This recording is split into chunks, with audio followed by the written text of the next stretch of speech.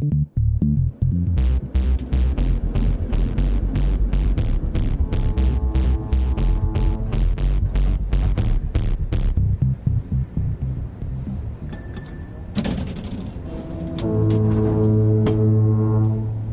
you for listening to When Everything Cracks, a memoir of old San Francisco and the mental health system of yore.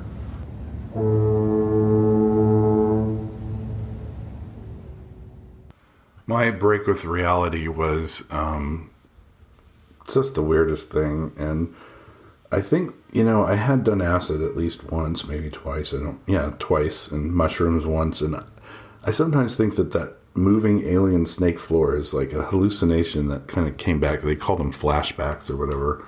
I wasn't seeing trails exactly, but I was seeing movement in the floor. And you know where I am. I don't think I have to tell you what's really going on, but it's jail. And let's see what happens next. Chapter 7. Identity is the crisis.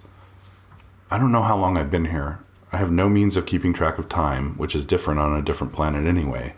I think it was 3/4 of an hour ago that somebody shoved a plate full of greasy chicken and soggy green beans through the grate. I didn't touch it in case it was poisoned, or worse, bugged. They want me to eat it so they can further read my thoughts. There's a transmitter embedded in each bean. I don't want to inspect them because they will be all over me with more boots and insult. This planet blows. Finally, a uniform comes to the cell door. Turn around, I gotta cuff you. Even though I don't trust this guy further than I can spit, I go ahead and turn around. He cuffs me through the grate. He opens the gate and motions me out. Come on, we're going upstairs. Whatever that means. It sounds pretty important. I guess I'm going to get the treatment deserving of a visitor to this planet after all. We go back out the doorway, past the man with the glasses and the typewriter. He flashes me again with those glasses. What the fuck is he telling me? It's like I can feel the message entering my brain, but I can't interpret it yet. Maybe it will come to me in my dreams. It occurs to me that the feeling I am having might not be thoughts planted, but thoughts being removed. They're amnesia glasses. I'm so tired of being mistreated, I don't care what they do with my thoughts. My throat is swollen from all the shouting I did. I'm happy to resign myself to whatever cruel torture they have in store for me next. Out another door, and we're in a wide hallway and up a long flight of stairs. I can catch glimpses out of the wired glass windows in each door. At the first level, I can see what looks like an airport with lots of X-ray machines. Beyond that, I can see the light of the new planet, harsh and unforgiving. It looks like I would burn up in the white heat of the alien sun. I better not try to make a break for it. At the next landing, I can see out the door into a narrow hallway filled with glass-encased message boards, like the kind you see on the front of a church. It almost looks like a hallway at Columbia University. Maybe it's just a mirror into my past, not a window at all. The flight of stairs continue for what seems like an eternity. I haven't climbed this many steps since the Statue of Liberty. I was 11 years old.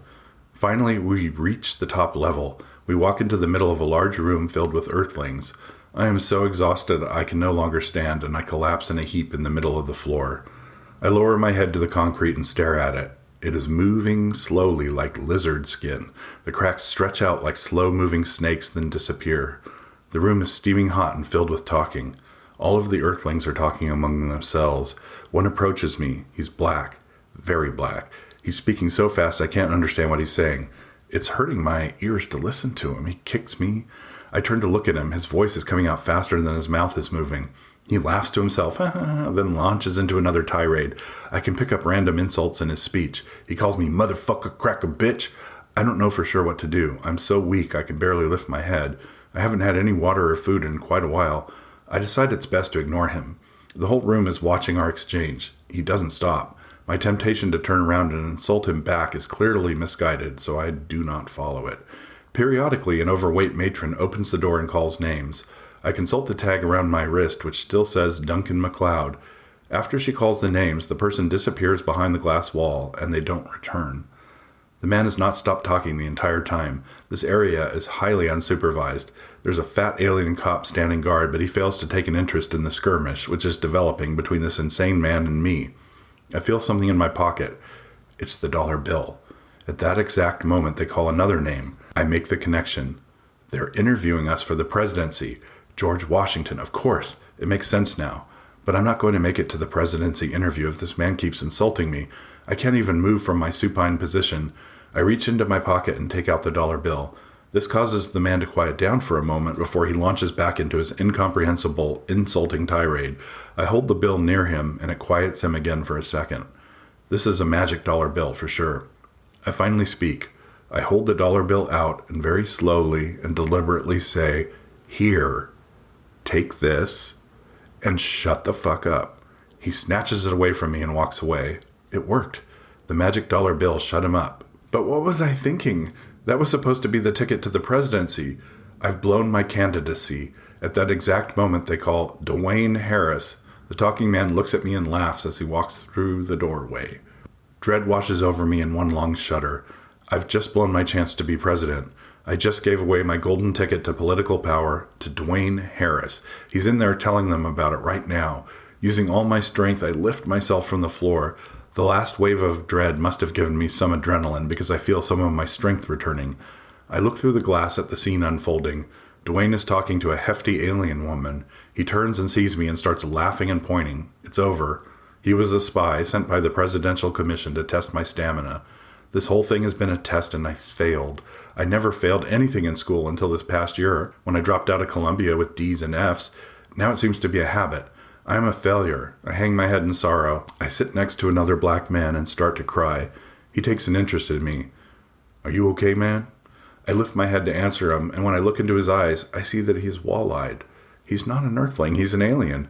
But there's unconditional love in his eyes. He takes my hand and says, "You're going to be okay." "Duncan MacLeod." It's my name from the mouth of the matron. He gives my hand another reassuring squeeze, and then I get up and walk into the room. That was the first moment of kindness I've experienced since I got to this planet. I hope there are other aliens like him, the good ones. They're the ones with the one eye looking at me and one eye cast toward the heavens. I step through the glass partition and the air temperature changes drastically. It's cool in this room. The large woman to whom Dwayne had been talking is now sitting before me. She takes my right thumb and rolls it across an ink pad and roughly rolls it from one side to the other on a piece of card paper with little partitions on it. She repeats the procedure with my index finger and all the fingers of my right hand. Then she does the same thing with my left hand. I'm nervous about the test for president. How am I going to pass it if I have already given away the ticket? I feel like I showed up for the SAT but forgot my driver's license. "Excuse me, ma'am, but I appear to have lost my ticket for the test." "Huh?" She wrinkles her nose at me. Never mind. I really shouldn't offer them any more information unless they ask me directly. "Let me see your wristband." I hold it out to her. She types my name on a sheet of paper. There appear to be a lot of names on this list. They know who I am. She cross-references my name in a folder. "Oh boy, you're in big trouble. Trespassing." She giggles. I'm not aware of being a trespasser on this planet.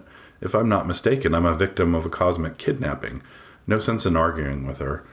"Hey Jim, we got a trespasser." Jim looks like an orangutan. He has red fur on his forearms and his face is long and ugly. "Put him with the misdemeanors," she instructs him. Jim says nothing. He waltzes me into a corridor where he instructs me to remove my clothing with crude hand signals. I take my shirt off. Jim lifts my arms and inspects my armpits. "Now the pants." I'm shocked.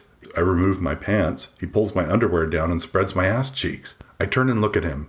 He has a flashlight between his teeth. This is not part of the presidential examination. "Are you from the phone company?" I ask him. He frowns at me and hands me an orange pantsuit. He's gathered my clothes, the last vestige of my life on Earth, and he places them in a pouch with my name on it. At least I got to keep my underwear. I put the suit on. He throws me little foam slippers to wear as shoes. I put them on, although they are uncomfortable. He grabs me somewhat gruffly by the arm and escorts me down a narrow hallway which has wired glass windows that look in on the room with the ink pads. At the end of the greasy hallway is an iron door with bars on it, behind which there sits a ragtag assortment of earthlings. One of them has a mohawk. Oh good, at least I'll have a friend to talk to. He pushes me through the doorway. A large man with a red beard comes up to the gate. "Hey man, when do I get my phone call?" He obviously is here for the same reasons I am, a direct result of the conspiracy of the great ATT Corporation. Flashlight Jim looks at him and snarls, "Sit the fuck back down." The man with the beard points at him and jabs his finger in the air for emphasis as he shouts, "Nobody fucking tells me what to do. Fuck you, man." He takes a swing at the air, which ends up landing on the side of my head. I fall down. It feels good there, so I just stay there.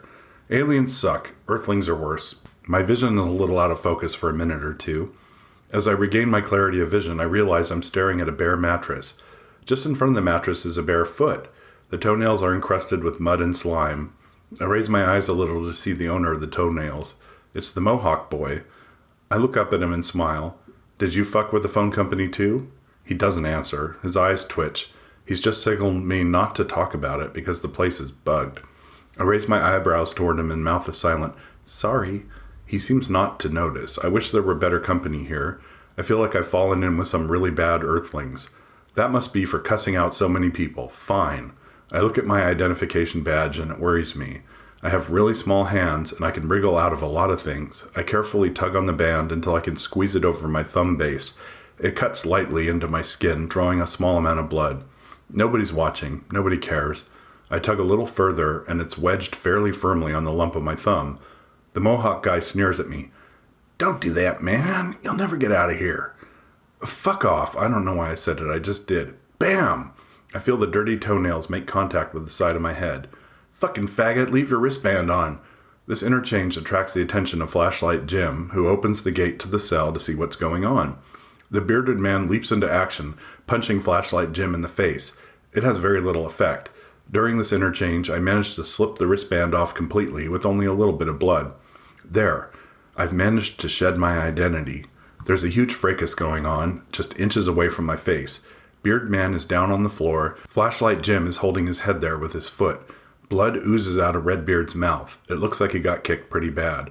While the commotion is in full swing, I get up slowly and approach the bare mattress. There's a hole in the side, and I shove my identification band into the hole. The spun polyester insides gobble it up. They'll never know who I am again. I was pretty sure they didn't want me to be president anyway. Who fucking cares? I'm free now. I approach the jail cell door and prepare to walk out. It doesn't budge. I concentrate really hard, and the electronic lock comes undone. I open the door, but 2 alien guards come running down the hallway. One grabs me as I head out the door. Who left this unlocked? Screams the guard who grabbed me. He pushes me back inside the cell. Escape is never easy. There's the sound of metal clicking. The bearded prisoner is handcuffed and unconscious. One guard helps Jim drag him away to some distant solitary cell where he will undoubtedly reside for the rest of his miserable existence on this terrible new planet. The fracas is over, but the guard who grabbed me as I was escaping points right at me. You're going to solitary. What in the hell did I do? I was just on my way home, actually, I assert. The guard guffaws at this one as he clamps my wrists with handcuffs. He doesn't notice that I have no wristband. He leads me out the gate that I had tried to exit before and down the hallway lined with cells. This is my new home. Fabulous. He puts me in a room with nothing but a sink, a toilet, and a bare mattress and shuts the door. I look around at me at the plain white walls. I think I'm dead. I'm dead. I'm in purgatory. I'll wait here for the rest of my conscious existence, which may very well be forever. Suddenly this strikes me as a very sad situation. My eyes sting just before the tears run down my face. I've never felt this alone in my whole life. I can't control my sobbing. My conscious self is locked in a cell on what I had mistaken for a new planet. I'm in a waiting room for oblivion. I look down, half expecting my body to be missing. It's there, but I can't feel it. I lie back on my bed and prepare for eternity. I'm dead. My heart isn't beating. I'd better call my grandmother and let her know. There's a telephone in my cell, put there by the phone company. I pick up the receiver and it makes that horrible sound a phone makes that has been left off the hook for more than 60 seconds. It hurts my ear. I can't get an outside line. I can't reach my grandmother. Now the tears come worse than before and my nose starts to drip down the front of my face. I lie on the bed and drown in snot and tears. Hours pass, each one feeling like an entire day. Someone shoves a plate of food under the door to my cell. I take it, but I won't eat it. They might have poisoned it or planted devices to monitor my brainwaves in the mashed potatoes. I take the red sauce from the noodles and try to write something to Brenda on the wall. The words won't stay. They keep falling off. I can't reach her anymore. I'm definitely dead. No point in eating. The lights just went out. I can't see anything. I have no tears left to cry in my head. I don't remember sleeping, but the last time I checked, it was still dark in this room, and now it's light, and there's someone in the cell standing over me. I focus my eyes, and Flashlight Jim comes into focus. Get up. We're moving you to the main floor. I get to leave purgatory. Hurrah! I instinctively reach to get my things and realize that I don't have any things. This makes me sad again, and I start to cry. Flashlight Jim puts a hand on my shoulder and says, Don't let them see you cry, man. They'll eat you alive. Out the door, down a flight of steps, we arrive in a large cell with lots of smaller cells inside it. There's a hoot and a whistle from one of the cells. I look inside and it's the man with the beard from yesterday. He shouts, "Hey, buddy, we're going to be cellmates." Great. I get to stay with the winner of the idiot pageant. Flashlight Jim opens the cell door with a magnetic key and puts me inside. The door closes. I feel a hand on my ass. I turn around and face the bearded man. Sweet. Real sweet. He admires my ass. "You ever been in jail before, sweetheart?" His breath smells like camphor. I shake my head no. I don't want him to hear me speak. I also don't feel like informing him that this is not jail, but hell. "You don't speak?" I shake my head no and make some fake sign language at him. He chuckles. "We're going to have a good time, you and me. Now let me teach you the first lesson in prison. Always make your buddy's bunk for him." He points to the bed, the top bunk, of course, and waits expectantly for me to make his bed. I don't know how to make a bed without fitted sheets. I take all the covers off the bed and stuff them under the mattress. I feel something hit me on the side of the head. It's Redbeard's hand. "Not like that. Are you a moron?" I nod yes. My mentally challenged deaf person act has an effect on him. He takes pity on me. "Never mind, man. I'll do it myself." He shoves me out of the way and proceeds to make the bed in military fashion. It looks like you could bounce a quarter on it. My bed is bare. The 2 paper sheets and wool blanket are folded on top of the bunk. I throw the sheets on the ground and wrap myself in the scratchy wool blanket. I curl up on the bare mattress and close my eyes.